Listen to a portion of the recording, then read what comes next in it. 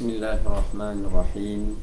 Assalamualaikum warahmatullahi wabarakatuh. Alhamdulillahi rabbil alamin. Wabihi nasta'in. Wassalatu wassalamu ala ashrafil anbiya wal mursalin wa ala alihi wa ashabihi ajma'in. Qala rabbi syrah li sadri wa yassir li amri wahlul 'uqdatam min lisani yafqahu qawli. Subhanaka la ilma lana illa ma 'allamtana innaka antal alimul hakim wa la hawla wa la quwwata illa billahil aliyyil azim.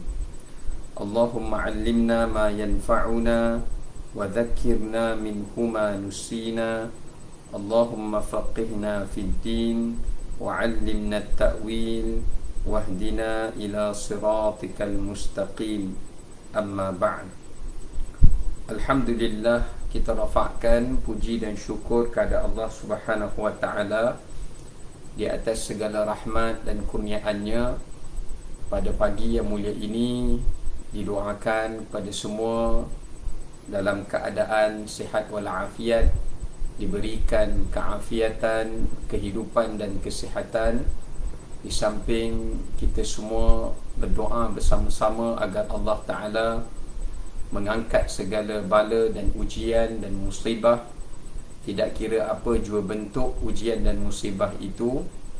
Dan kita doakan agar Allah Subhanahu wa ta'ala memberikan kesembuhan kepada sesiapa saja di kalangan kita yang diuji dengan kesakitan dan penyakit. Dan Allah Subhanahu wa ta'ala mempermudahkan segala urusan yang kita lalui, sama ada daripada urusan duniawi kita maupun urusan ukhrawi kita. Dan kita doakan agar Allah Subhanahu wa ta'ala istiqamahkan dan tetapkan kita di atas jalan keimanan dan juga jalan ketaatan kepada Allah Subhanahu wa ta'ala sehinggalah ke pengakhiran kehidupan kita. Seperti mana doa yang seringkali dibacakan oleh baginda, Allahumma ahsin aqibati fi umuri kulliha wa ajirni min khizyid dunya wa azabil akhirah. Ya Allah, ya Tuhanku, perelokkanlah di pengakhiran kehidupanku dan berikanlah ganjaran serta jauhkanlah daku daripada kehinaan yang Engkau berikan di pengakhiran kehidupanku. Dan kita berdoa agar Allah Ta'ala memperelokkan kehidupan kita, terutamanya apabila kita berada di fasa di penghujung pengakhiran usia kita, insya-Allah.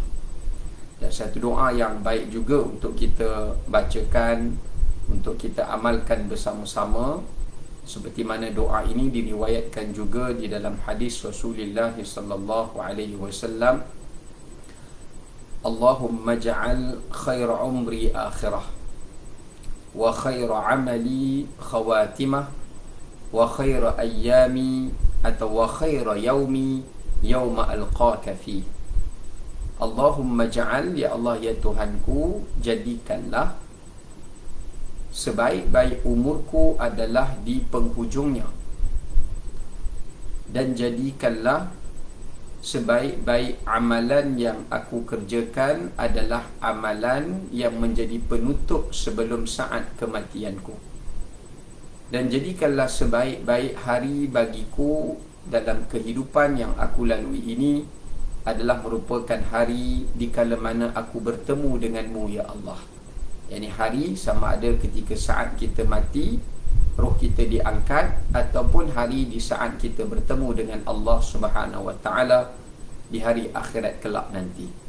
Ini doa-doa yang insya-Allah sama-sama kita dapat amalkan dan kita dapat bacakan sepanjang hari, terutamanya dalam ibadah kita, insya-Allah.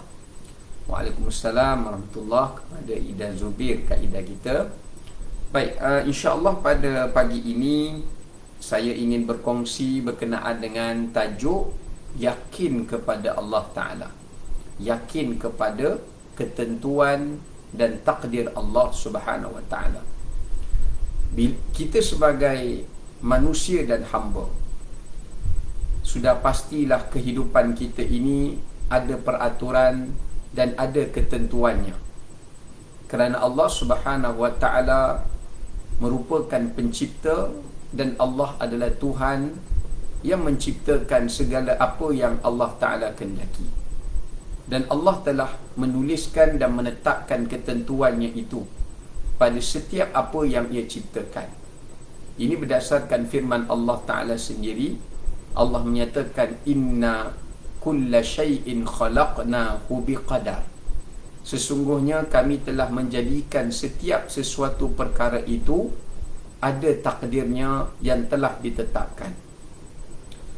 Disebabkan kerana itu Allah berkuasa dan empunya hak untuk menentukan segala takdir dalam kehidupan kita.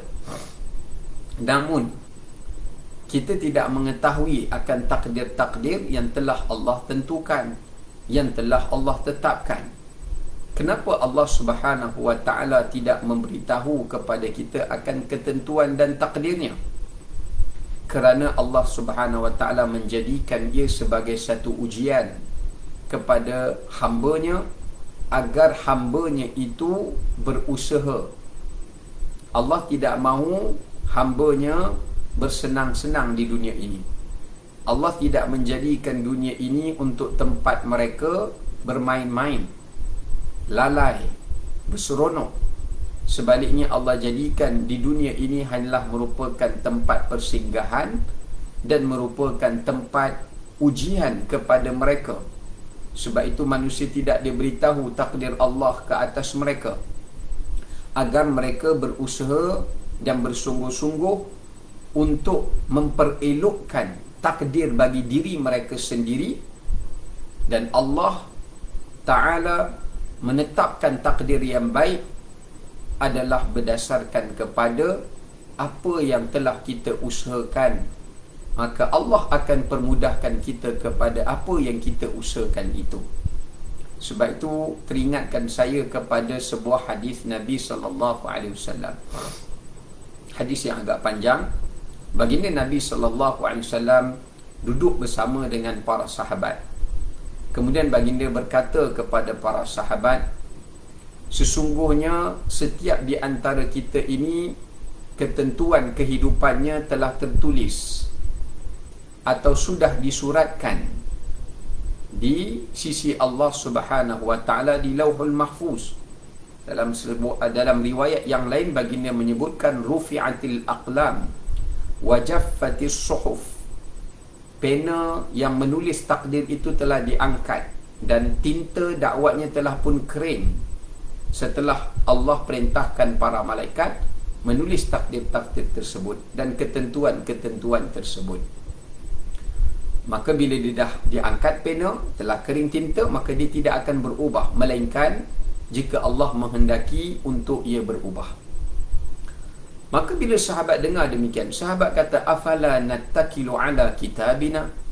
Ya Rasulullah, kalau segala ketentuan ini Allah telah suratkan dan takdirkan, mengapa tidak kita berserah dan bertawakal sahaja kepada apa yang telah Allah tuliskan itu?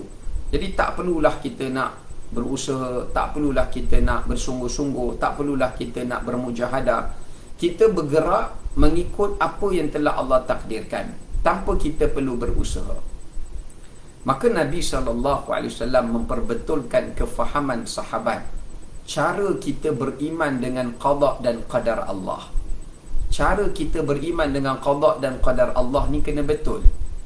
Memanglah senang nak mengapai rukun iman tu. Nak mengapai rukun iman senang saja, 6 bukan 60. Antara 6 rukun iman tu, semua orang di kalangan kita sebagai mukmin menghafalnya adalah beriman pada qada dan qadar.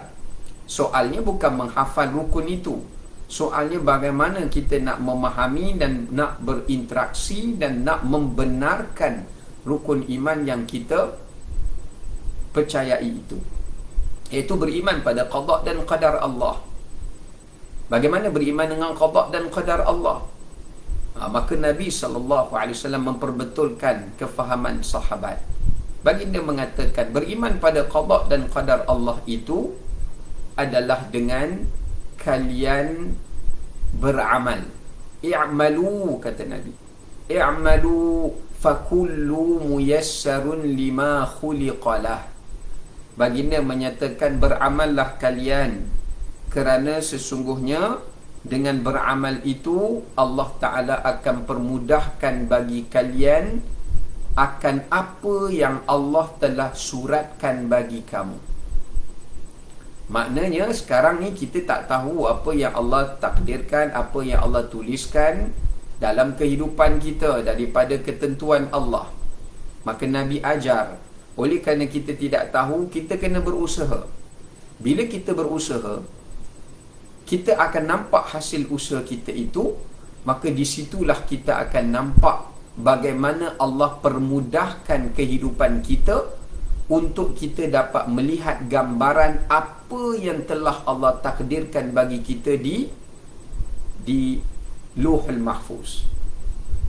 Ya, sebab tu bila kita berusaha berbuat amal saleh, berusaha untuk bertakwa, berusaha untuk beriman, berusaha untuk beramal, berusaha untuk berbuat kebajikan dan ketaatan, maka Allah akan permudahkan bagi kita akan apa yang telah Allah takdirkan dan Allah telah catatkan di Lauhul Mahfuz yang kita tak ketahui. Allah akan mudahkan kita nampak hasilnya. Ya, insya-Allah. Maksud Nabi SAW dalam hadis tadi, kalau kamu berusaha untuk buat amal kebaikan, Allah mudahkan kamu untuk mencapai takdir yang baik, dan kamu akan dipermudahkan untuk jalan menuju kepada takdir Allah itu. Sebagaimana Allah juga telah mentakdirkan dan menentukan rezeki kita. Tapi bukanlah bererti bila Allah dah tulis rezeki kita, maka kita tidak perlu berusaha, tak perlu bekerja, hanya duduk membuta dan tidur semata-mata. Tidak. Kita kena keluar, kita kena bekerja, kita kena berusaha, kita kena mengeluarkan keringat, maka kita akan nampak hasil itu. Hasil itulah diberikan berdasarkan kepada usaha kita, dan itu juga adalah termasuk daripada bahagian yang telah ditakdirkan oleh Allah Subhanahu wa ta'ala. Ini konsep dalam kita nak berinteraksi dengan keimanan kepada qada dan qadar Allah. Dan ingat, ibu ayah muslimin muslimat yang rahmati oleh Allah, dalam hidup kita ni, ketentuan yang telah Allah suratkan pada kita yang paling major sekali, yang paling utama, yang paling dasar, ada 4 perkara. Ada ulama kata lebih daripada 4, namun ada sebahagian para ulama yang berpandukan kepada pengkhabaran Nabi SAW itu mengkhususkan kepada 4. Ada 4 perkara, benda yang paling utama yang telah Allah tulis dan suratkan dalam hidup kita semua, yang kita kena ambil tahu dan kita kena ambil berat. Yang pertama, Allah takdirkan bagi kita akan ajal kita, yakni maksudnya kematian kita, hidup kita. Bila sebut tentang ajal, maknanya adalah tempoh hayat kita. Kerana ajal ini, kata Imam Hasanul Basri, adalah himpunan daripada hari-hari dan waktu yang telah Allah tentukan untuk kehidupan kita. Bila bergerak sahaja,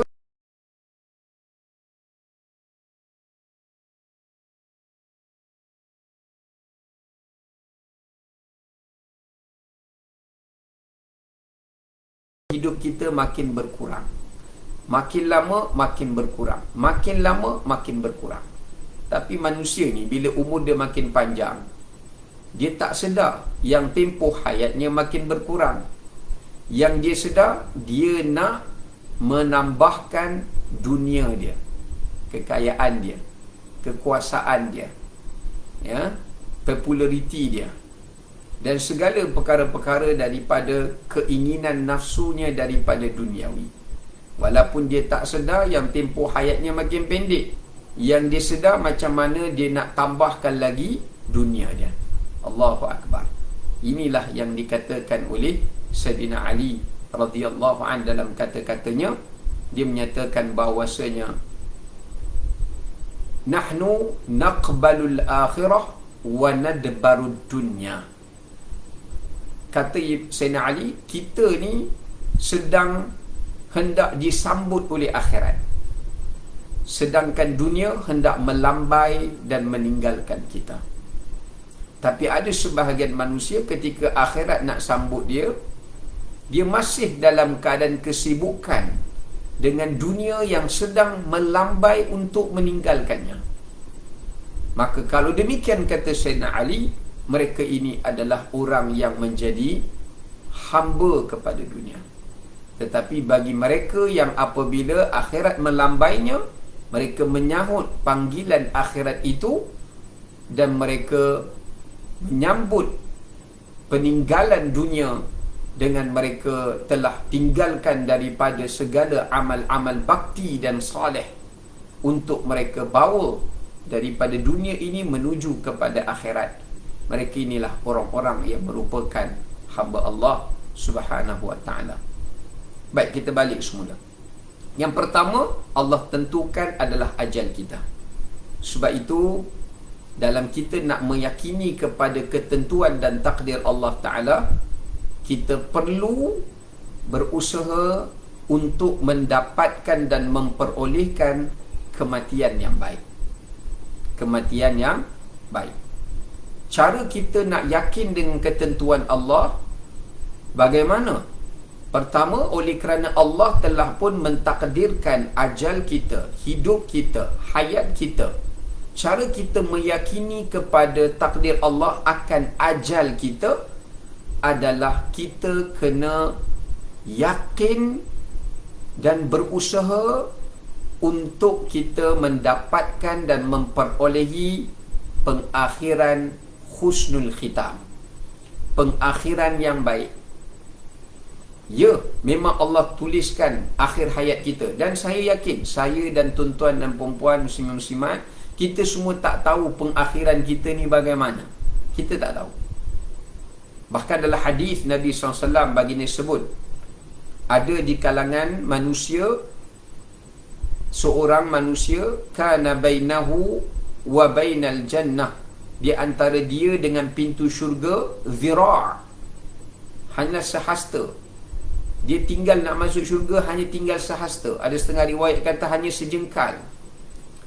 Fayasbiqu alaihi alkitab, maka telah mendahului, tertulis kepadanya akan suratan kitab.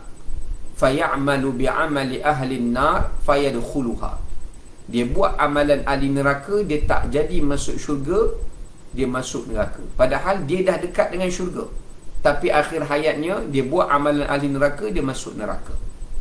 Demikian juga Nabi sebut seorang lelaki atau perempuan yang melakukan amal sehingga dia dengan neraka hanya tinggal kadar sejengkal atau sehasta, dia dah nak masuk neraka dah.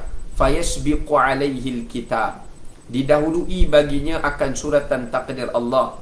Fayamalu bi'amali ahli aljannah fayadkhuluha, dia buat amalan ahli syurga, kemudian dia masuk ke dalam syurga itu. Jadi poin dekat sini, bagaimana kita nak yakin kepada takdir Allah yang telah menentukan ajal kita, sedangkan kita tak tahu Allah tentukan umur kita ni berapa lama hidup kita, usia kita berapa lama, kita tak tahu.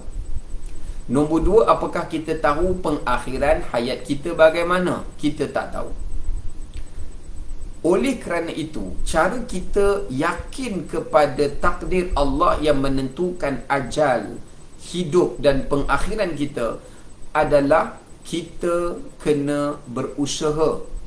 Pertama, kita kena yakin Allah tentukan pengakhiran yang baik bagi kita jika kita memilih untuk mengakhirkan hayat kita dengan baik.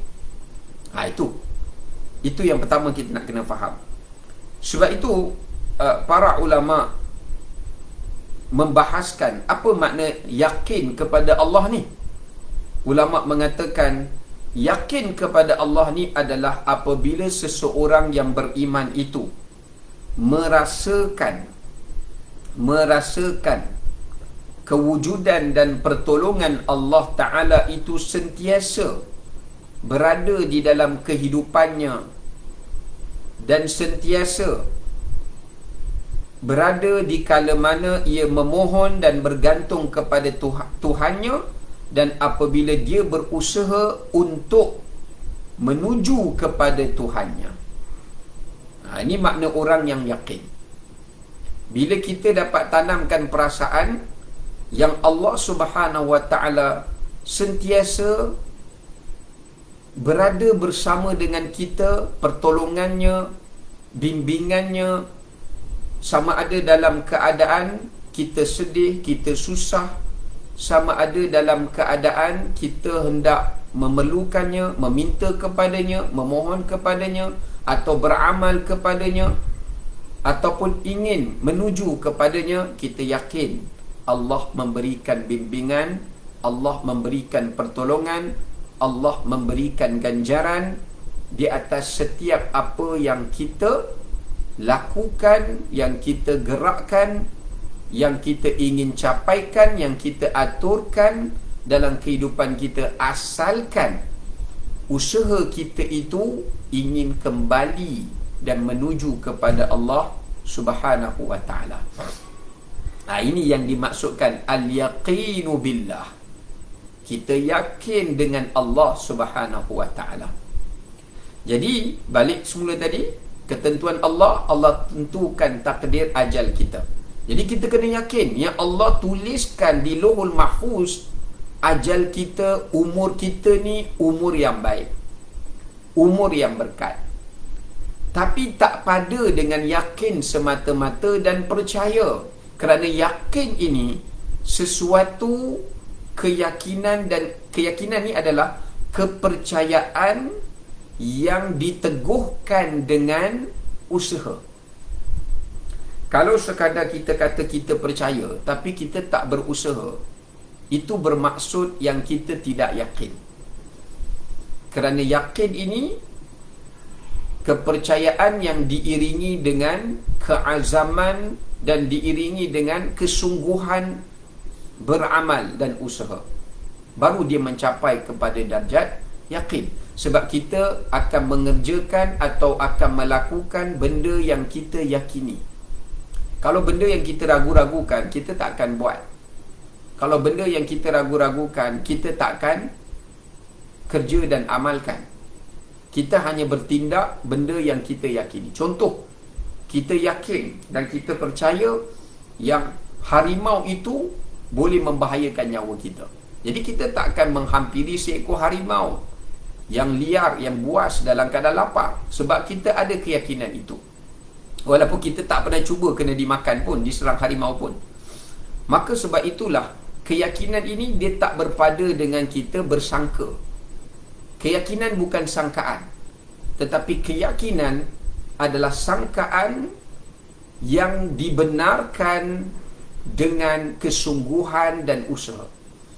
Sebab tu kita kena yakin Allah takdirkan umur kita ni umur yang baik, pengakhiran kita pengakhiran yang baik, dan kita mesti bertanggungjawab untuk berusaha agar Allah Subhanahu Wa Ta'ala menganugerahkan kepada kita pengakhiran yang baik itu tadi, ya, untuk kita menujunya. Kerana Rasulullah sallallahu alaihi wasallam menyebutkan innamal a'malu bil khawatim. Sesungguhnya setiap amalan itu yang diperhitungkan oleh Allah adalah di pengakhiran dia. Sebab itu Allah bagi ruang kepada kita, tempoh ruang yang sangat panjang.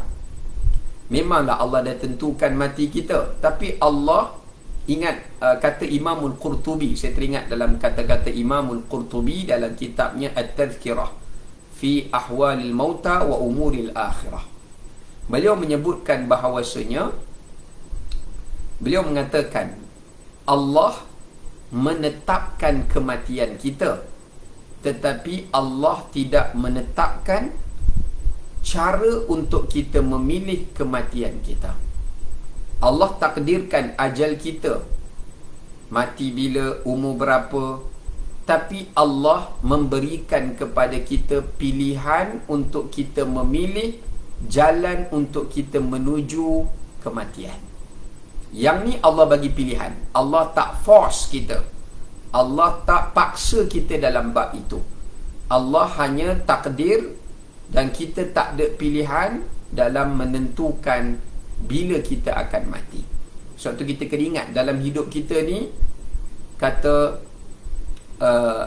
Imam Ibnul Qayyim rahimahullah, hidup kita ni ada dua bahagian pecahan dia. Satu, benda yang telah pun ditetapkan oleh Allah, benda yang tak boleh kita nak ubah, benda yang tidak ada pilihan bagi kita, benda yang tidak ada pilihan. Yang pertama adalah benda yang bersifat ijbariyah, nombor dua adalah ikhtiariyah.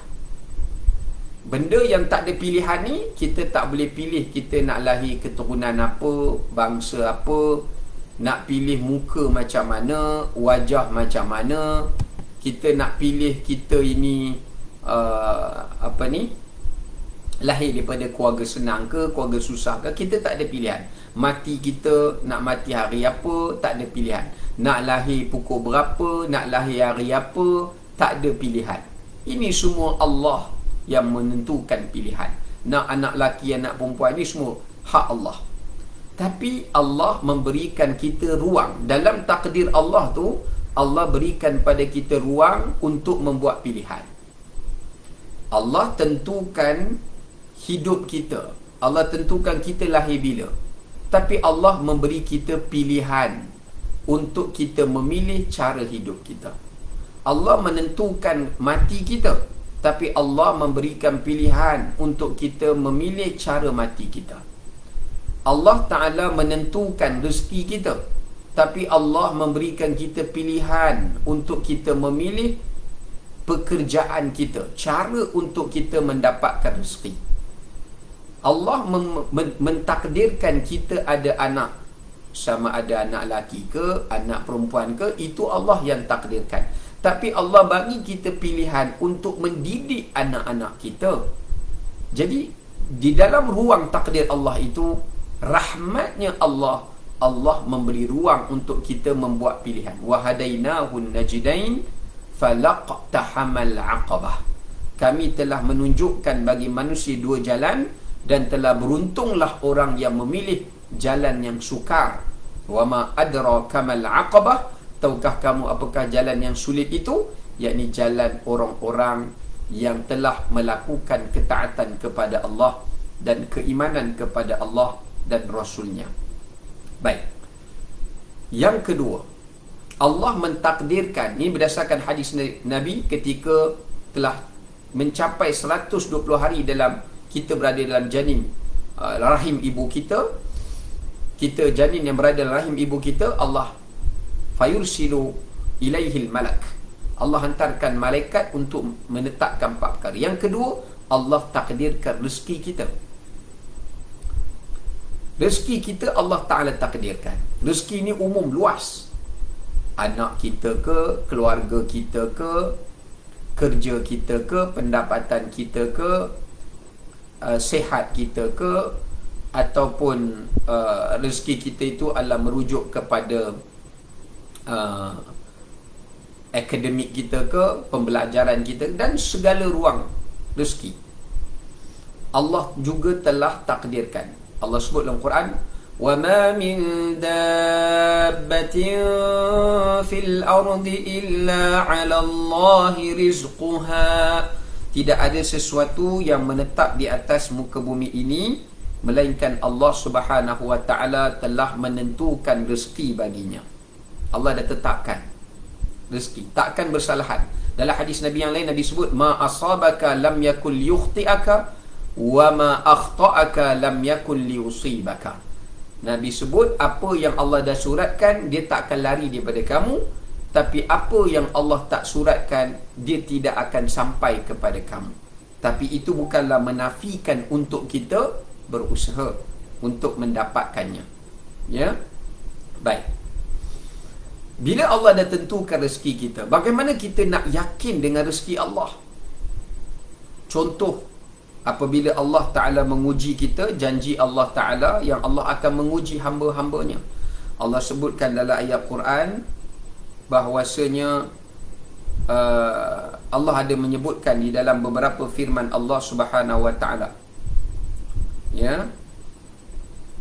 Allah sebut dalam surah At-Talaq, wa man qudira alaihi rizquhu falyunfiq mimma ataahu Allah la yukallifu Allahu nafsan illa ma ataaha sayaj'alu Allahu ba'da usri yusra. Allah Ta'ala sebut, wa man qudira alaihi rizquhu, sesiapa yang Allah sempitkan rezeki dia. Maknanya ada masanya Allah datangkan ujian. Dalam Allah takdirkan rezeki kita, Allah takdirkan ada masa lapang rezeki itu, ada masa sempit rezeki itu. Ada masa sihat, ada masa sakit. Ada masa gembira, ada masa seronok. Ada masa sedih. Ya? Dan sebagainya. Itu semua termasuk dalam ruang rezeki kita. Sebab tu Allah Ta'ala menyatakan, wa man qudira alaihi rizquh, siapa yang Allah sempitkan rezeki dia, falyunfiq mimma atahullah. Sebenarnya waktu kita disempitkan rezeki inilah kita kena banyak memberikan infak. Tapi Allah bukan suruh kita habiskan duit kita tu. Allah kata ayat lepas tu, la yukallifullahu nafsan illa ma ataha. Allah tidaklah membebankan kepada seseorang hamba itu melainkan pada kadar yang ia mampu untuk beri. Sayaj'alullahu ba'da usrin yusra. Allah akan jadikan di sebalik kesulitannya itu adanya kesenangan. Ini janji Allah. Allah tidak pernah memungkiri janji. Innallaha la yukhliful mi'ad. Sebab tu cara kita yakin kepada takdir Allah ni bagaimana? Iaitu apabila kita mendapat rezeki, kita yakin Allah beri rezeki ini kepada kita adalah untuk kita belanjakan, kongsikan, kembangkan, manfaatkan. Itu tujuan Allah memberikan pada kita rezeki. Rezeki bukanlah kesimpulan mudah penilaian yang Allah sayang kita. Tak.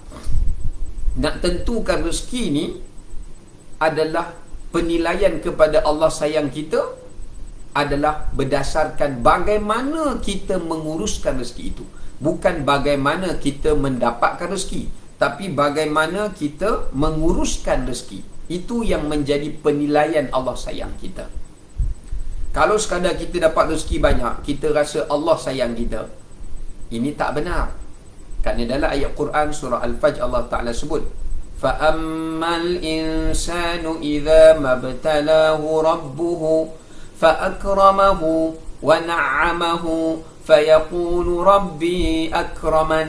Adapun manusia, bila kami uji mereka, kami berikan mereka sihat, kami berikan mereka pasangan, kami berikan mereka anak pinak, kami berikan mereka harta, kami berikan mereka kuasa, kami berikan fa'akramahu wa na'amah. Allah kata kami muliakan mereka di sisi manusia, kami tambahkan lagi nikmat yang bertimbun-timbun kepada mereka. Mereka berkata, fayaqulu rabbi akraman. Mereka kata Tuhan sayang kat saya. Bukan nikmat semata-mata, memperoleh nikmat semata-mata bukan penilaian Allah sayang kita. Penilaian Allah sayang kita bila kita dapat nikmat itu, bagaimana kita uruskan nikmat itu ke jalan Allah. Itulah yang menjadi penilaian Allah mencintai dan menyayangi kita. Ini Allah menempelak orang-orang musyrikin. Sebab mereka kata, tengok kami kufur pada Allah, kami menyakiti Rasulullah, tapi Allah tetap masih lagi menggunakan pada kami nikmat. Ini penilaian mereka yang salah. Ya. Baik, disebabkan kerana itu, Allah menyebutkan itu bukanlah penentuan dia. Jadi macam mana kita nak yakin kepada takdir Allah, ketentuan Allah daripada bentuk rezeki ini? Cara untuk kita meyakininya adalah, iaitu kita yakin yang rezeki yang Allah berikan kepada kita ni adalah bukan untuk kita semata-mata, tetapi rezeki yang Allah Ta'ala berikan dan kurniakan kepada kita ini juga ada bahagiannya yang Allah ingin kita infakkan dan kongsikan pada orang yang lain. benarlah apa yang Allah sebut dalam Quran. Wa fi amwalihim haqqum ma'lum lis-sa'ili wal mahrum. Pada harta manusia itu adanya hak-hak, iaitu hak bagi orang yang meminta dan hak orang yang tidak meminta-minta. Maknanya ada orang miskin yang minta tolong, ada orang yang tiba-tiba jatuh susah dia minta tolong. Ada juga masa orang yang dia tak minta tolong tapi dia berada dalam kesusahan dan kita pergi menyerahkan dan memberikan untuk meringankan ia daripada beban kesusahannya itu, untuk melapangkan baginya. Jadi ini yang dimaksudkan dengan perkongsian daripada harta dan rezeki itu tadi. Ya, baik. Dan bagaimana kita yakin kepada rezeki Allah bila Allah Ta'ala sempitkan rezeki kita? Itu bukanlah bererti bahawasanya Allah benci pada kita, Allah lupakan kita, Allah tak sayang kita, Allah tinggalkan kita. Tak. Ingat dalam surah Ad-Duha, ketika Nabi SAW berada dalam kesedihan, Nabi SAW telah kehilangan isteri tercinta Sayyidatina Khadijah. Tiada lagi yang memberikan menjadi tulang belakang kepada Rasulullah, yang sanggup memberikan apa sahaja untuk Rasulullah dan pada jalan Allah. Hilang. Allah ambil Sayyidatina Khadijah.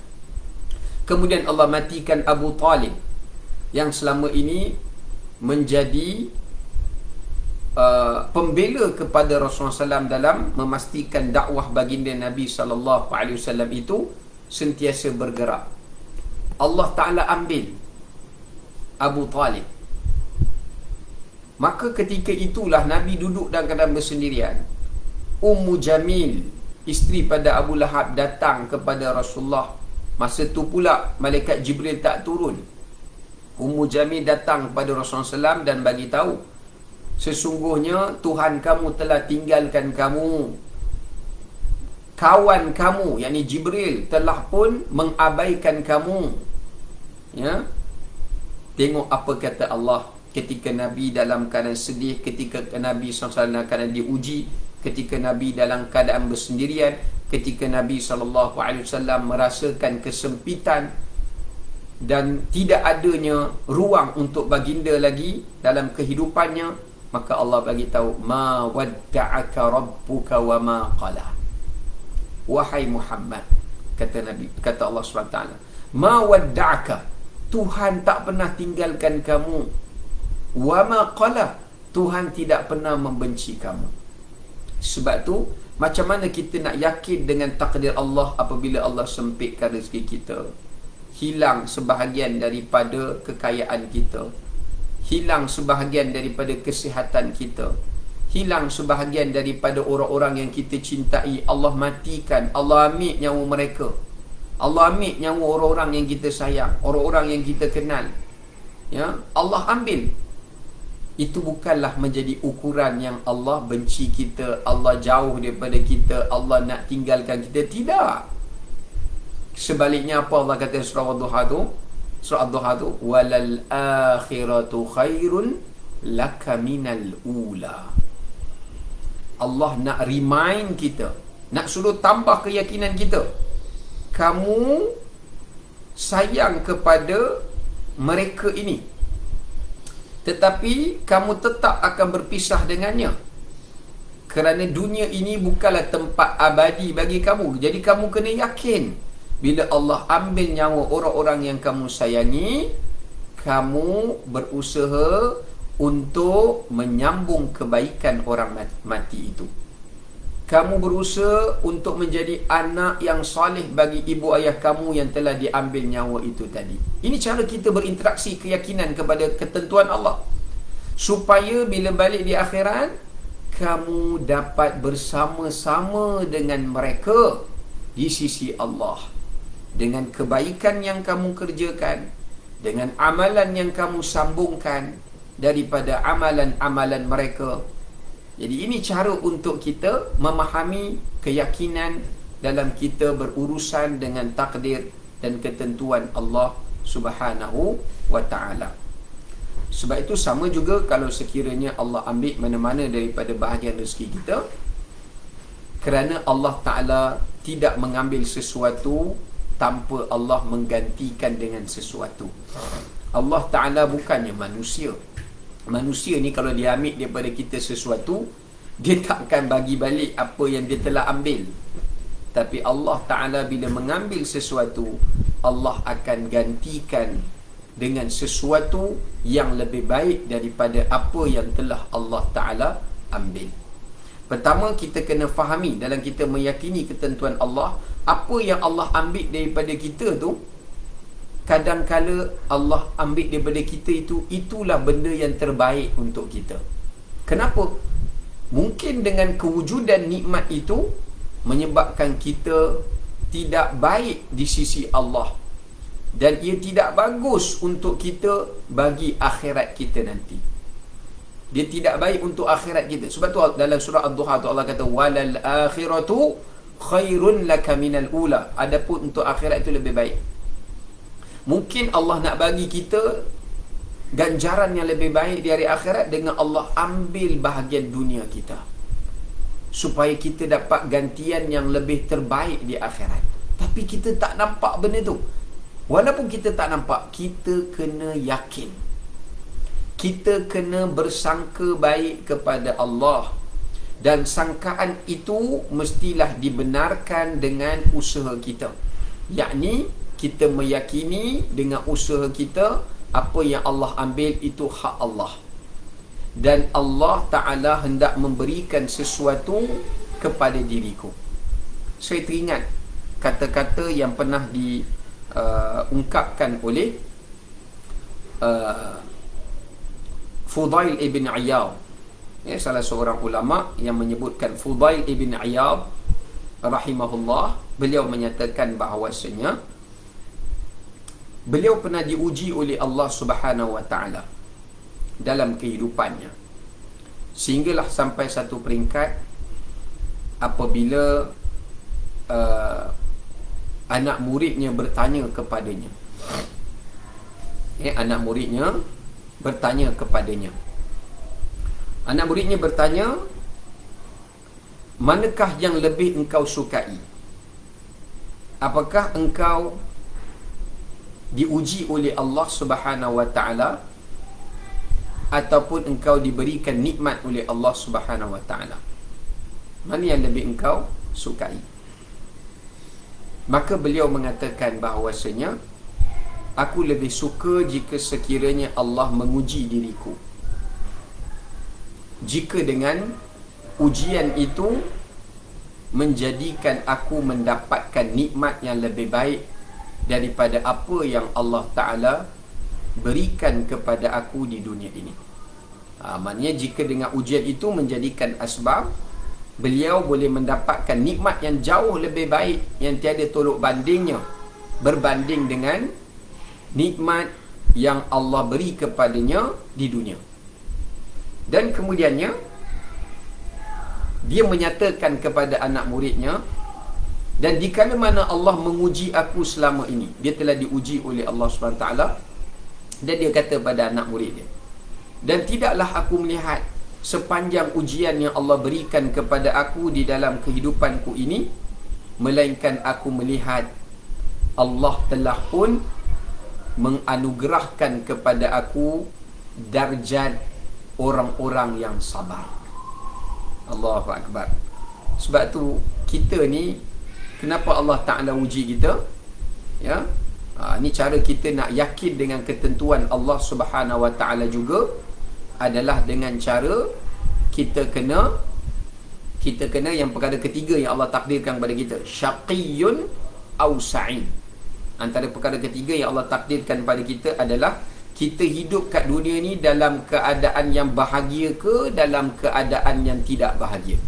Yang tu pun Allah Ta'ala tuliskan dan suratkan kepada kita. Jadi nak sebutkan bahawasanya berkait dengan tadi tu, cara kita nak yakin kepada Allah melalui ketentuan Allah Subhanahu Wa Taala di dalam kehidupan kita melalui ujian yang telah Allah berikan, iaitu kita kena sentiasa memahami ujian itu sebenarnya merupakan suatu hadiah. Ujian adalah merupakan suatu hadiah yang terbaik yang ingin Allah berikan, melebihi daripada nikmat yang Allah berikan. Suatu ujian itu adalah merupakan suatu pemberian. Ujian itu juga merupakan suatu penganugerahan. Disebabkan kerana itu, kata Fudail bin Iyad, tidaklah apabila Allah Subhanahu Wa Taala menguji diriku, melainkan aku melihat Allah ingin menjadikan aku termasuk di kalangan orang-orang yang sabar. Dan dikata kepada anak muridnya, tidak ada sesuatu yang jauh lebih baik daripada ganjaran orang yang sabar. Lalu beliau membacakan firman Allah Subhanahu Wa Taala, yang mana Allah berfirman, innama yuwaffas sabiruna ajrahum bighairi hisab. Yang mana Allah Subhanahu Wa Taala berfirman, melalui firman Allah Subhanahu Wa Taala, sesungguhnya Allah Ta'ala akan mencukupkan ganjaran bagi orang yang bersabar itu adalah dengan tanpa hisab. Ya, apakah yang dimaksudkan dengan ganjaran tanpa hisab? Yang dimaksudkan dengan ganjaran tanpa hisab ini adalah merupakan ganjaran yang dilipat gandakan oleh Allah Subhanahu Wa Ta'ala, dan ganjaran yang tiada tolok bandingnya yang Allah Ta'ala berikan kepada golongan orang-orang yang bersabar. Inilah kelebihan orang yang sabar. Ada sebagai ulama menafsirkan ajrahum bighairi hisab, ganjaran orang yang bersabar ini adalah Allah berikan kepada mereka bukan sekadar pahala yang berganda-ganda, tetapi Allah berikan kepada mereka nikmat yang tiada tolok bandingnya di hari akhirat, sehingga tak perlu untuk mereka mendapat kesukaran di dalam hisab di hari akhirat. Sebab itu benarlah kata para ulama, yang para ulama menyebutkan kepada kita bahawasanya para ulama menyatakan kepada kita bahawasanya ada beberapa amalan yang ianya tidak dapat ditimbang di atas timbangan Allah Subhanahu Wa Ta'ala di hari akhirat. Ya, ada beberapa amalan yang dia tidak dapat ditimbang di atas timbangan di hari akhirat, disebabkan kerana amalan ini terlalu besar ganjarannya, sehingga kan ia tak boleh untuk diletakkan di atas timbangan. Maka apakah amalan-amalan itu? Ulama mengatakan yang pertama iaitu adalah merupakan salat. Ini sebahagiannya menyandarkan kata-kata ini kepada Sufyan ibn Uyainah, iaitu salah seorang daripada tokoh ulama yang masyhur. Yang pertama apa dia? Puasa. Sebabkan kita pernah baca dalam hadis qudsi, Allah Ta'ala berfirman, kullu amali bani Adam lahu illa sawm fa innahu li wa ana ajzi bih. Semua amalan anak Adam ini adalah miliknya, kata Allah, melainkan puasa. Puasa tu milik aku, kata Allah, bukan milik hamba-Ku, tapi puasa tu milik aku, dan aku sendirilah yang akan menentukan ganjaran berapa gandaan pahalanya. Kalau kita semayang dah ada dia punya ganjaran. Kalau kita baca Quran dah ada ganjaran dia. Tapi puasa belum ada ganjarannya. Sebaliknya Allah Ta'ala lah yang akan menentukan berapa nilai ganjaran yang kita akan perolehi daripada ibadat puasa kita itu. Sebab itu kata Sufyan ibn Uyainah, puasa ini adalah amalan terakhir yang Allah Ta'ala akan datangkan untuk diletakkan di atas timbangan neraca kita di hari kiamat. Dia adalah amalan terakhir yang akan ditimbang. Setelah semua amalan-amalan yang dah ada pahala tu ditimbang, kalau tak mencukupi juga, maka akan dihadirkan pahala puasa itu. Yang kedua, amalan yang Allah sendiri yang akan berikan ganjaran, dan dia tak boleh nak ditentukan ganjarannya di atas timbangan, adalah sabar. Adalah sabar. Sebab sabar ni benda, macam mana kita nak bagi reward, nak tentukan markah orang sabar? Sebab setiap manusia, tahap kesabaran dia tak sama, berbeza-beza. Bahkan antara para nabi pun Allah bezakan kesabaran mereka. Sebab itulah antara nabi ni adanya golongan ulul azmi yang Allah Ta'ala sebut dalam Quran. Fasbir kama sabara ulul azmi minar rusul. Bersabarlah kamu wahai orang-orang beriman seperti mana bersabarnya nabi ulul azmi. Sebab antara para nabi pun tak sama. Allah sebut dalam Quran, tilkar rusulu faddalna ba'dahum ala ba'd. Setiap para rasul tu Allah lebihkan sebahagiannya atas sebahagian yang lain. Pasal apa Allah bezakan antara rasul? Sebab tahap kesabaran ujian yang mereka hadapi menghadapi kaumnya tidak sama. Maknanya antara para nabi dan rasul pun tahap kesabarannya tidak sama.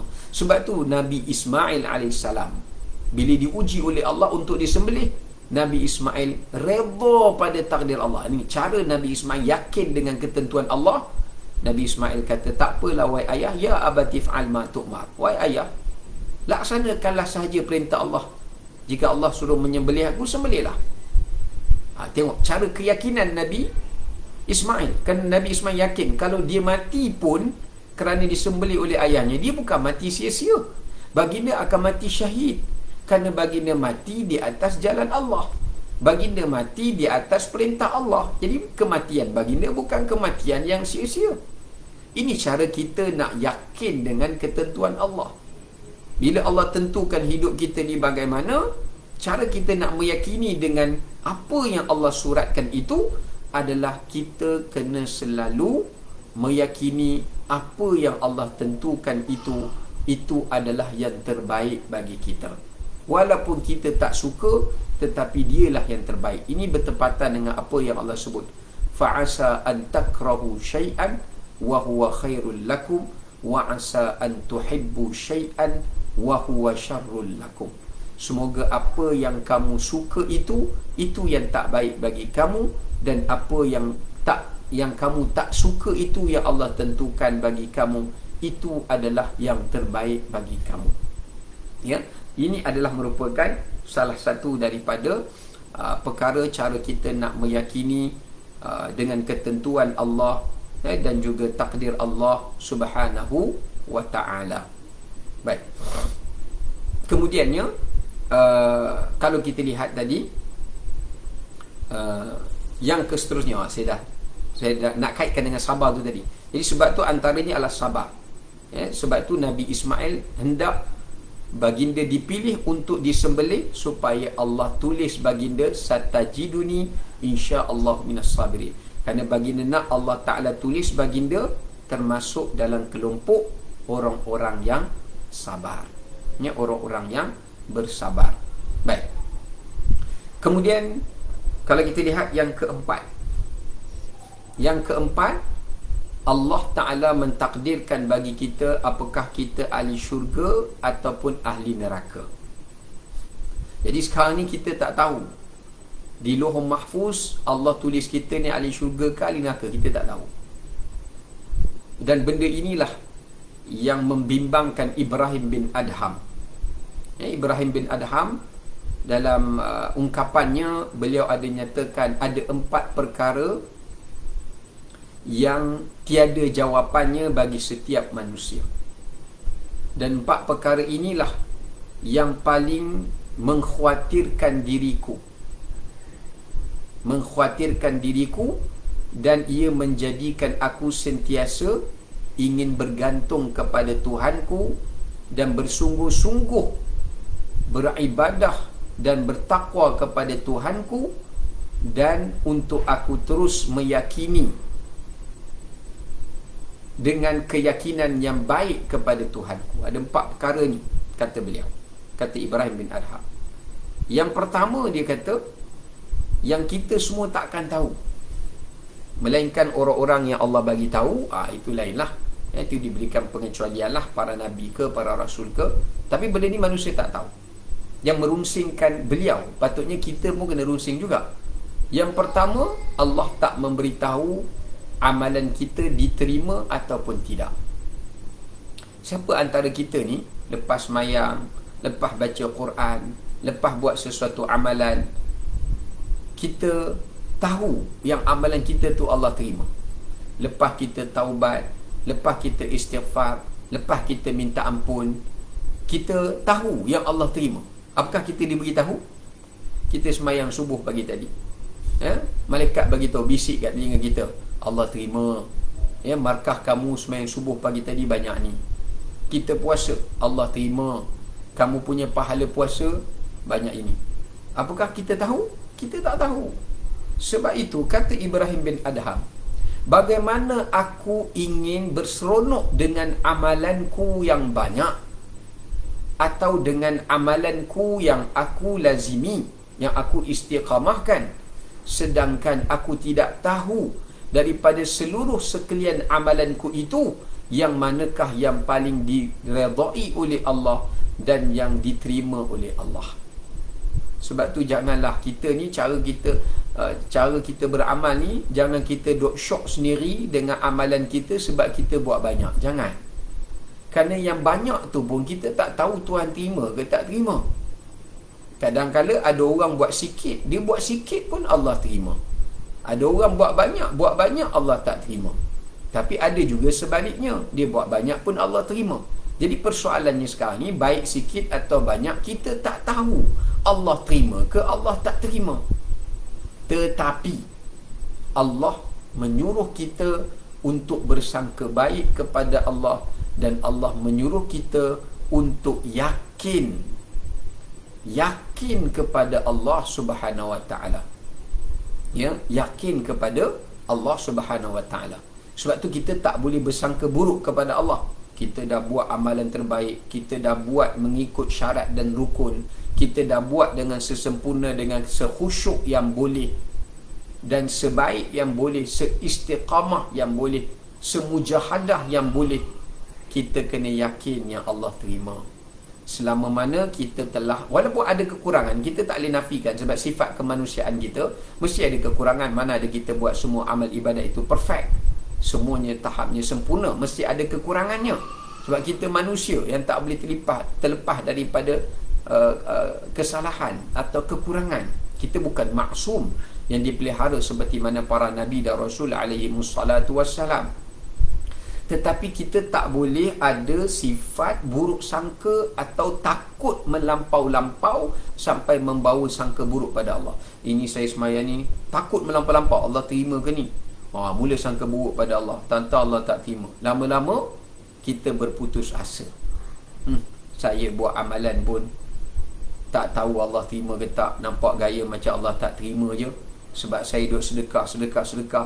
Sakit saya tak sembuh-sembuh pun, sebab saya duduk semayang, rezeki saya tak lapang pun, dia dah mula akan timbul reaksi berburuk sangka kepada Allah Subhanahu wa taala.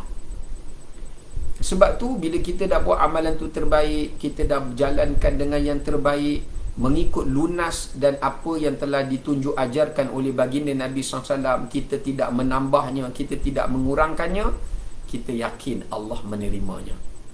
Kita yakin Allah menerimanya. Sebab sifat Allah adalah syakur. Allah bersifat syakur. Apa makna syakur? Ulama kata syakur ni Allah Ta'ala bersyukur. Allah nak bersyukur untuk apa? Kita yang kena bersyukur pada Allah. Allah nak bersyukur pada siapa? Sebab dia yang memberi, bukan dia yang menerima. Ulama bila bahas tentang sifat Allah Asy-Syakur, maknanya Allah Ta'ala memberi balasan, memberi ganjaran kepada amalan hamba-hambanya, sekalipun amalan hamba-hambanya itu ada kekurangan. Itu sifat bersyukurnya Allah. Kita ni hamba tak bersyukur. Allah bagi sikit pun minta banyak, Allah bagi banyak nak banyak lagi. Allah Ta'ala, kita bagi amalan kita ke Allah, dalam macam-macam kesalahan, Allah terima. Allah terima kerana Allah Maha bersyukur. Allah terima. Dan Allah bagi pahala kepada kita lebih daripada apa yang kita buat. Sebab itu kita kena faham dekat sini keyakinan kepada Allah. Bila kita buat amalan yang terbaik, kita yakin Allah Ta'ala terima. Walaupun kita duduk semayang, rezeki tak lapang, yakin bukan Allah nak suruh rezeki kita lapang saja, tapi kita tengok hidup kita sihat, tak ada dendam dengan orang, orang tak ada permusuhan dengan kita, orang sayang kita. Jangan tengok dari sudut yang nafsu inginkan sahaja. Nafsu nak rezeki luas, yang tu je kita duk nampak. Jangan, sebab Allah berikan imbalan itu bukan mengikut apa yang kita mahukan, tapi mengikut apa yang terbaik untuk kita, yang kita tidak mengetahuinya pun. Baik. Dan satu lagi, cara kita nak yakin kepada Allah ni, bila kita buat sesuatu ketaatan pada Allah, janganlah kita mengharapkan imbalan duniawi semata-mata. Kerana dalam surah Al-Insan, Allah Ta'ala sebut ciri-ciri sifat hamba-hamba Allah yang Allah cintai.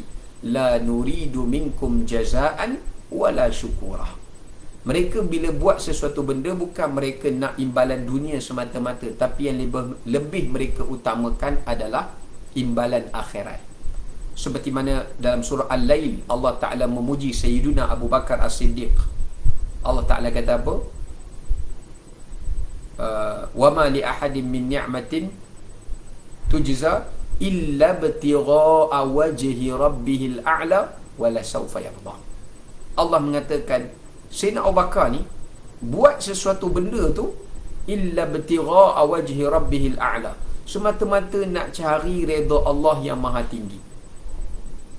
Sebab ketika ayat ni turun, ayah Sayyidina Abu Bakar yang bernama Abu Quhafah ditanya kepada anak dia Abu Bakar. Dia kata, wahai Abu Bakar, engkau duk merdekakan hamba-hamba abdi di kalangan orang Islam.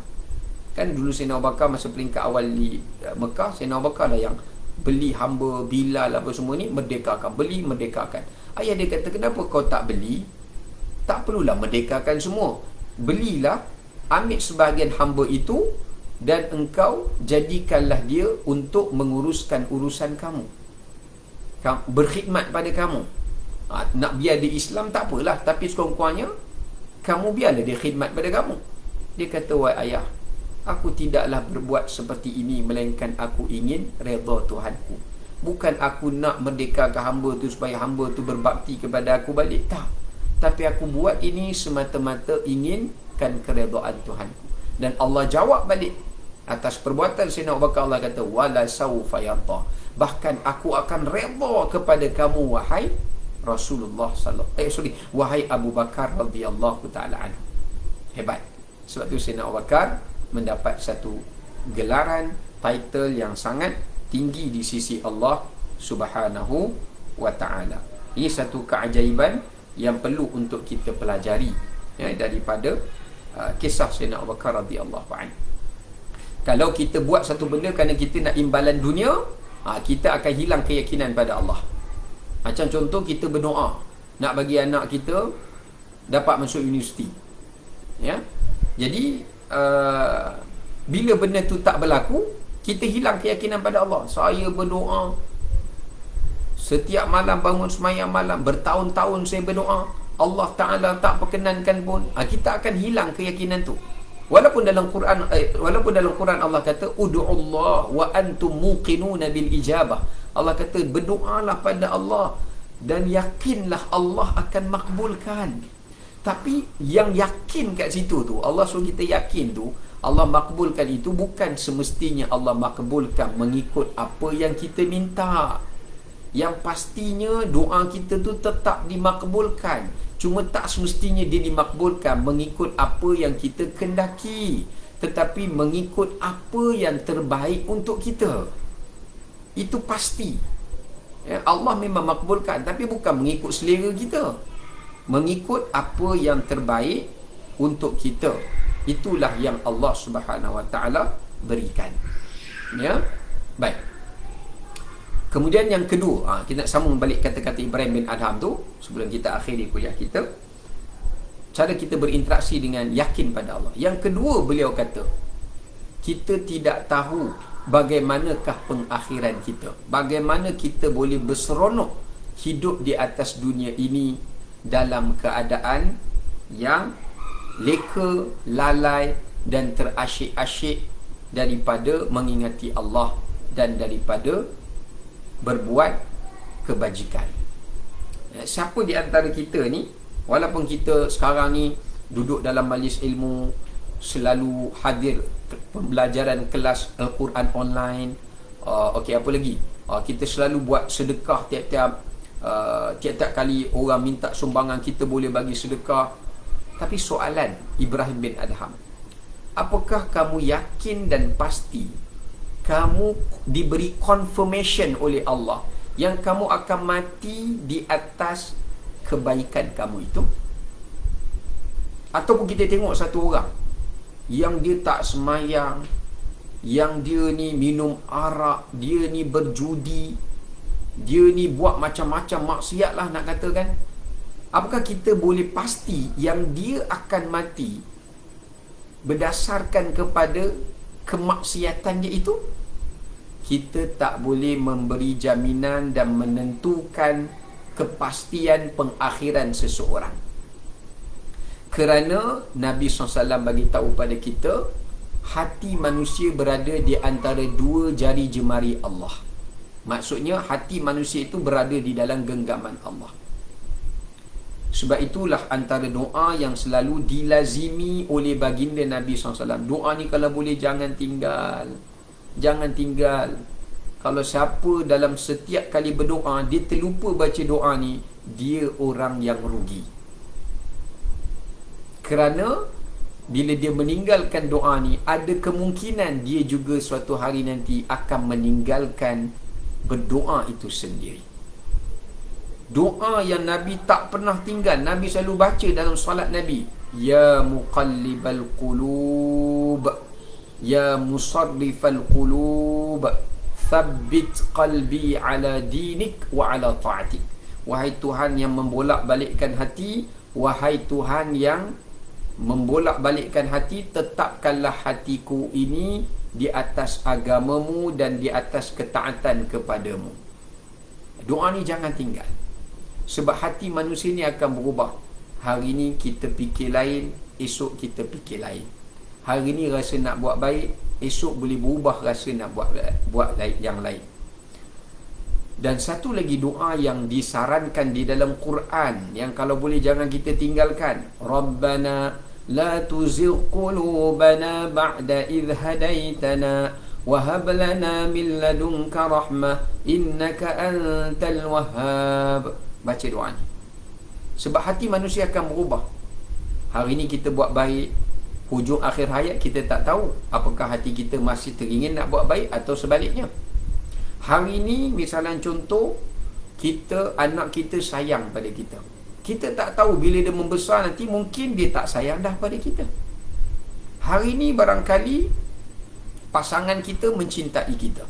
Kita tak tahu suatu hari nanti Allah menduga hati dia tidak lagi mencintai kita. Hari ni misalnya kita suka untuk bersedekah. Satu hari nanti Allah uji kita, kita suka membazir pula.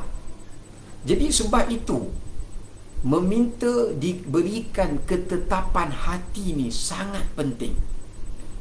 Sebelum kita nak bincang tentang keyakinan kepada takdir Allah dan ketentuan Allah, kita kena bereskan hati kita dulu. Kita kena settle down kan urusan hati. Kerana Nabi SAW menyebutkan la yastaqimu imanu abdin hatta yastaqima qalbuh. Iman dalam jiwa seseorang itu tidak akan konsisten sehinggalah hati manusia itu sendiri akan berada dalam keadaan yang kondisi yang baik. Sebab tempat rumah bagi iman adalah hati. Kalau hati itu tidak baik, bagaimana iman itu hendak menjadi baik? Kalau hati itu sendiri sakit, nescaya iman itu akan melemah. Dia tak boleh duduk di tempat yang kotor. Disebabkan kerana itulah hati kita ini terlebih dahulu kena beres. Kita kena memiliki hati yang sejahtera, hati yang bersih daripada sifat-sifat yang kotor, hati yang sentiasa istiqamah dan mujahadah. Dua benda ni. Cara kita nak yakin kepada ketentuan Allah, pertama kena istiqamah. Istiqamah untuk kita berbuat kebaikan. Istiqamah untuk sentiasa bergantung pada Allah. Istiqamah untuk sentiasa meyakini takdir yang baik, ketentuan yang baik daripada Allah. Dan dalam masa yang sama, kita kena bermujahadah. Kerana istiqamah ni takkan kita boleh capai kalau kita tidak bermujahadah. Apa makna bermujahadah? Yakni kita tak bersungguh-sungguh untuk melakukan sesuatu benda itu dengan secara berterus-terusan. Berterus-terusan. Disebabkan kerana itu, kita kena menjadi seperti kata Imam Syafi'i. Dia kata, jadikanlah kehidupanmu dan amalanmu seperti air yang mengalir. Kerana air yang mengalir, dia tak akan dikotori. Kalau saya minta maaf saya bagi contoh, kalau orang buang sampah dekat air yang mengalir tu, air mengalir tu akan tolak sampah tu. Dia akan hanyutkan sampah tu supaya air itu tidak dikotori. Bukan sekadar itu, air yang mengalir juga takkan dikotori, tetapi dia bersifat pembersih. Dia menjadi ejen pembersih. Dia akan membersihkan lumut-lumut yang melekat dekat batu-batu di dalam air sungai, lumut-lumut yang berada di tebing sungai, kerana sifatnya yang mengalir. Sebab tu kita, perumpamaan kita ni nak jadi hati yang baik, kita kena istiqamah dalam berbuat ketaatan, baru kita akan dapat mencapai keyakinan yang baik kepada Allah apabila Allah menguji kita dengan pelbagai ujian. Yang kedua, kita kena bermujahadah. Kerana air yang mengalir itu, dia memerlukan arus, memerlukan kekuatan untuk memastikan sentiasa dia mengalir. Kalau tak ada arus dan tak ada kekuatan, air itu akan terhenti dan bertakung. Dan ingat, amalan ataupun jiwa yang bersifat seperti air yang bertakung, dia mudah dikotori dan dia tidak akan menjadi pembersih, tetapi dia akan mengotorkan dirinya. Sebab air yang bertakung ni, kalau kita campak sampah, makin lama makin membusuk, makin lama makin kotor. Berbeza dengan air yang mengalir, dia akan menolak, dia tak akan dikotori sebab dia akan tolak kotoran itu, tetapi dalam masa yang sama dia menjadi pembersih. Dia akan bersihkan segala kotoran-kotoran yang berada di sekelilingnya atau yang berada di sekitarnya.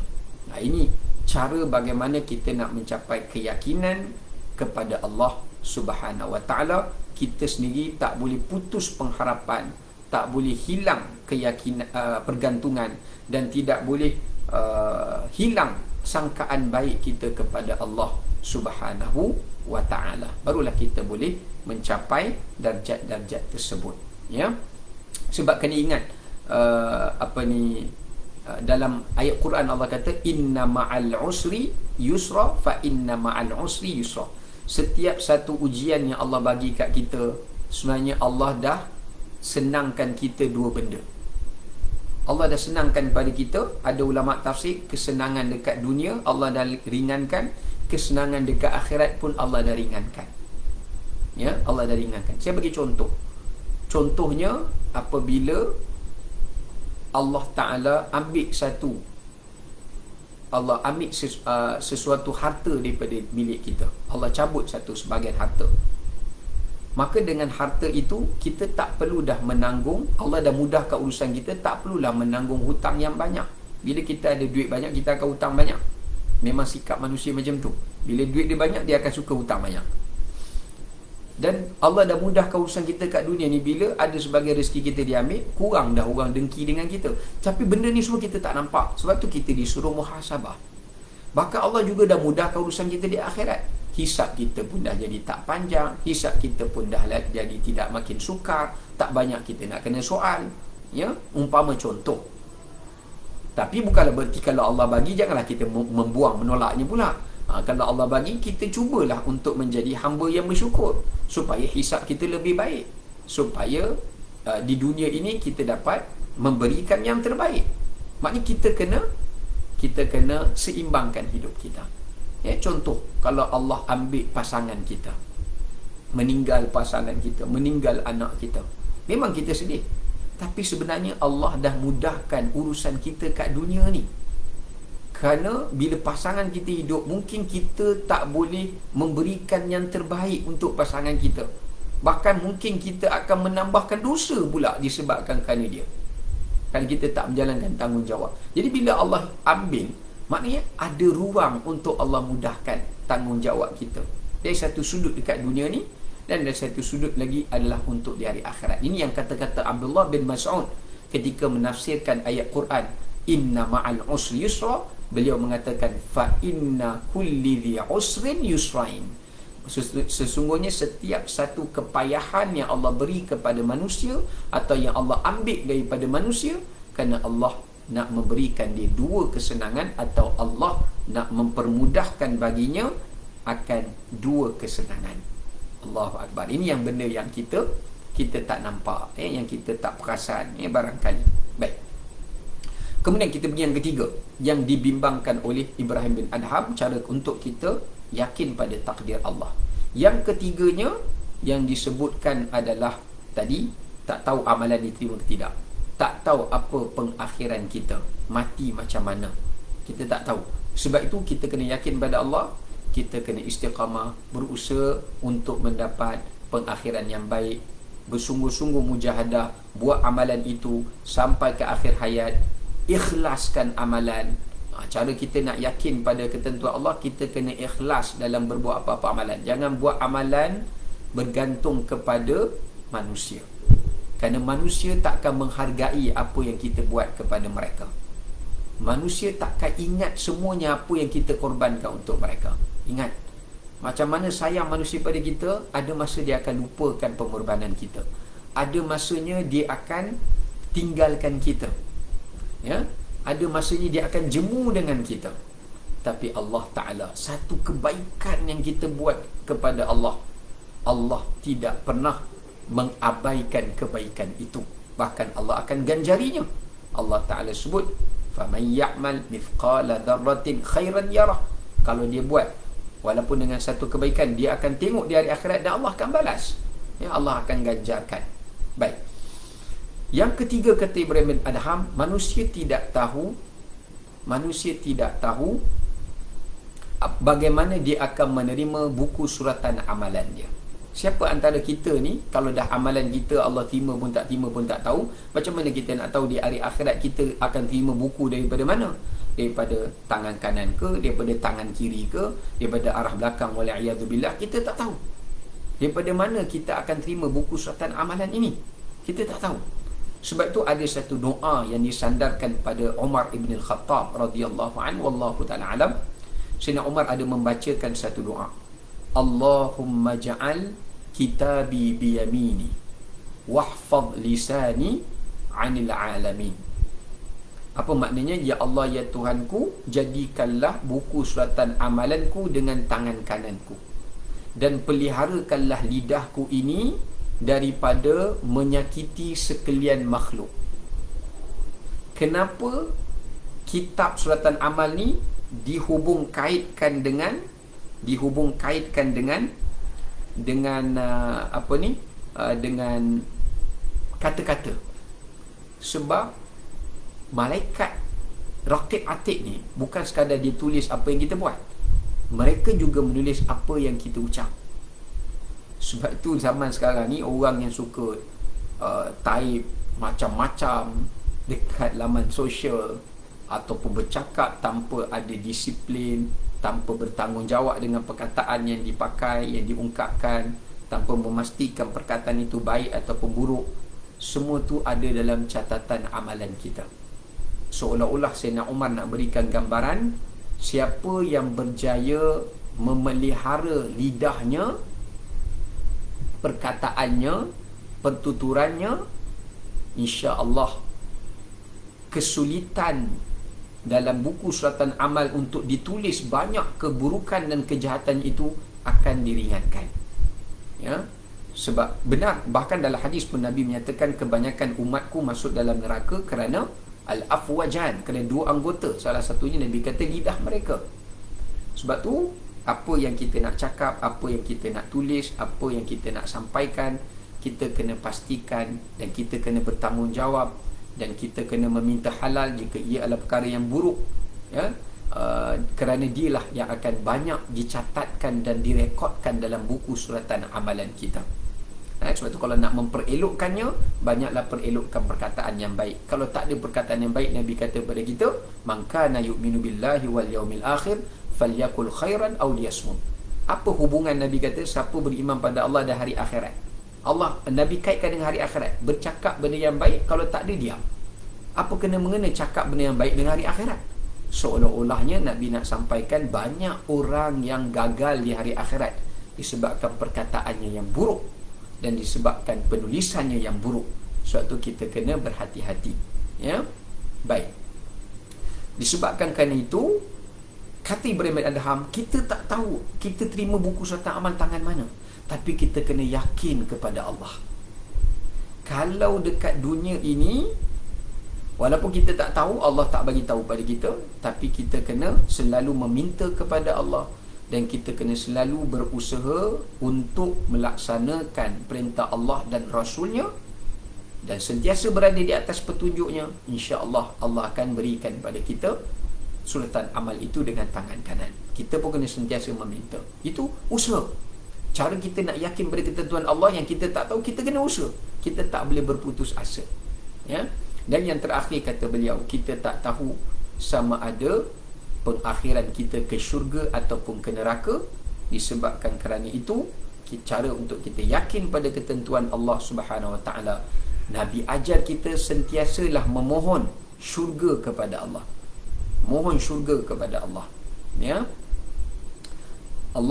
Nabi ajar pada kita supaya kita minta kita dimasukkan ke dalam syurga. Bahkan dalam hadis Nabi kata, man qala Allahumma adkhilni jannata thalathan, siapa yang berdoa, ya Allah masukkanlah aku dalam syurga sebanyak 3 kali sehari, melainkan baginda Nabi SAW menyatakan syurga akan berkata-kata, ya Allah, aku dengar permintaan hamba-Mu ini dan masukkanlah dia ke dalam aku.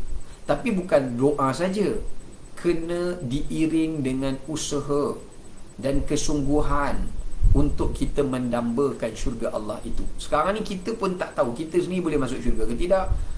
Isteri kita, suami kita, anak-anak kita, keluarga kita boleh bersama-sama dengan kita dalam syurga ke tidak. Walaupun kita tak tahu, dan benda tu sudah ditakdir oleh Allah, Allah dah tahu dah, Allah dah tulis dah, kita dengan keluarga kita ni masuk ke tidak. Cuma kita tak tahu. Walaupun kita tak tahu, kita kena yakin yang Allah boleh jadikan, izinkan seluruh keluarga kita bersama-sama dalam syurga dengan syarat. Saya dah sebut di awal-awal tadi, keyakinan kepada ketakdir dan ketentuan Allah ini perlu diiringi dengan usaha dan niat yang baik. Kita kena betulkan niat kita dan kita buat usaha, nasihat pasangan kita, didik anak-anak kita, kita bersama-sama berusaha untuk mencapai kepada matlamat syurga Allah Subhanahu Wa Taala, dan Allah akan permudahkan kepada kita untuk mendapatkan syurga itu berdasarkan usaha kita. Allah akan mudahkan takdir Allah kepada kita berdasarkan apa yang kita usahakan. Berdasarkan hadis Nabi yang saya sebut tadi, fakullu muyassarun lima khuliqalah. Nabi sebut Allah akan mudahkan takdir Allah kepada kamu mengikut kesungguhan kamu di dalam usaha kamu. Cuba kita tengok dalam surah Al-Lail, Allah Ta'ala sebut, fa amma man a'ta wattaqa, kemudian Allah kata apa? Wa saddaqa bil husna, kemudian Allah kata apa? Fasanuyassiruhu lil yusra. Allah kata siapa yang a'ta, siapa yang suka memberi, hidupnya adalah untuk berkhidmat, hidupnya adalah untuk berkebajikan. Sebab hidup dekat dunia adalah untuk kita menabur kebajikan.